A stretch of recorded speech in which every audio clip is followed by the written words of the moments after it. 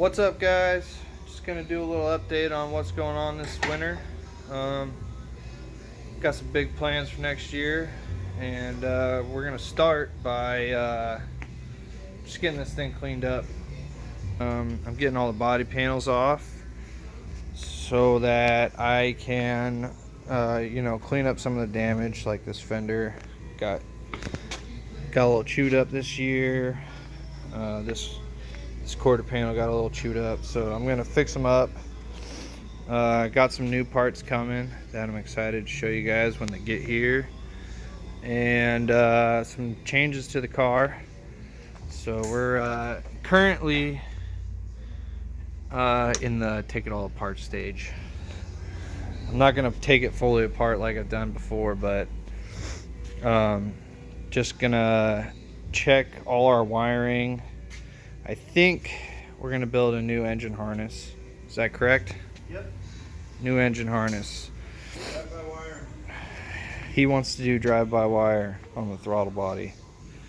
I don't know if we're gonna do that yet, but that's what we're gonna do. Coil on plug, I think, this year with some K-series coils, ignition coils, and try to clean up the engine bay a little bit, make it look a little cleaner.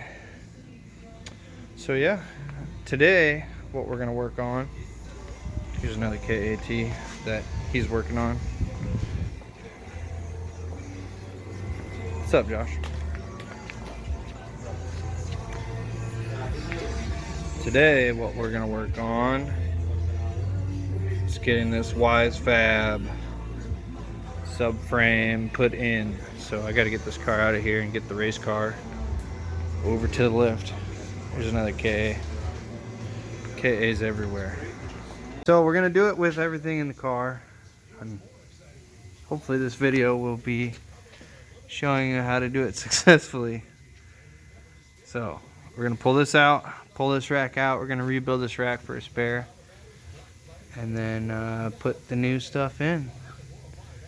So here we go. We're gonna try to basically unbolt this lower control arm, unbolt the sway bar, unbolt Sway bar can stay. The tie rods need to unbolt get the tie unbolted. rods, unbolt the lines for the rack, unbolt the steering shaft. Yep. And support the engine and trans, hopefully, and just pull the unbolt the motor mounts and pull it out. Okay, we got it out. It really wasn't that bad.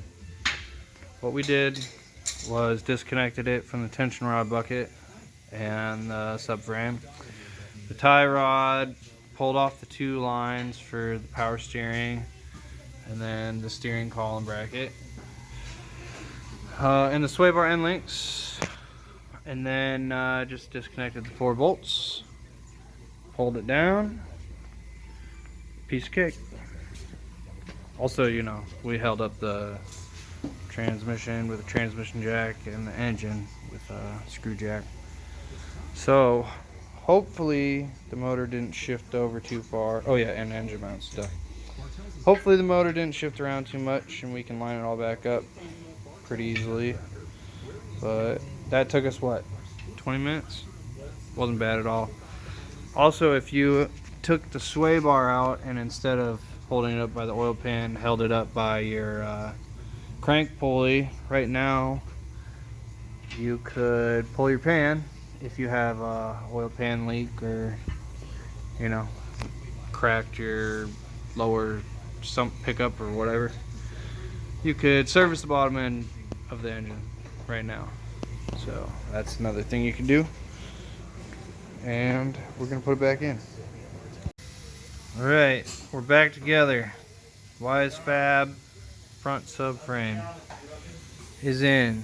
So a couple things that we had to do. Well, a couple things that kind of are different is these lines going to your rack are going to be like way closer to your motor mount and to the subframe. So you might have to mess with that. And then obviously our downpipe's in the way, or our wastegate pipe, but This guy didn't fit on the splines. Wisefab supplies you with this for an extension because the rack got further away. So we had to modify our steering column just a little bit. We just ground a little piece out of it because it wouldn't fit, but it wasn't that big of a deal. And then getting everything back up and lined up with the engine mounts and just getting everything back on was a bit difficult, but it wasn't too bad. How long do you think that took us? About an hour and a half. This tool is the answer for clearancing that rod, the steering rod. Just a carbide It's just a bit. carbide bit. Yep. My phone wouldn't focus on it. Yeah, about an hour and a half, 2 hours. I wouldn't do it without a lift, that's for sure. But Yeah, no. on the lift and screw jack, trans jack, it wasn't too bad. But yeah, should hopefully do better with the rack relocated closer and not having to use offset spacers, which is why I think this rack is leaking so bad, because yeah, it's putting strain on the rack when it's like that. So yeah, see how it works out. I think we're gonna rebuild this rack if it's not bent and keep it as a spare. So yeah, there you go. Wisefab relocation subframe jobby. It's in there. Calling it a day. We don't have power steering fluid, so I'll have to go get some, but do that a different day because we put in a good day. Next up on this thing, going over all the wiring, which we've already started to do. And then we're going to build a new wiring harness for the engine. And we're going from AEM Infinity to the Link Fury. Yep.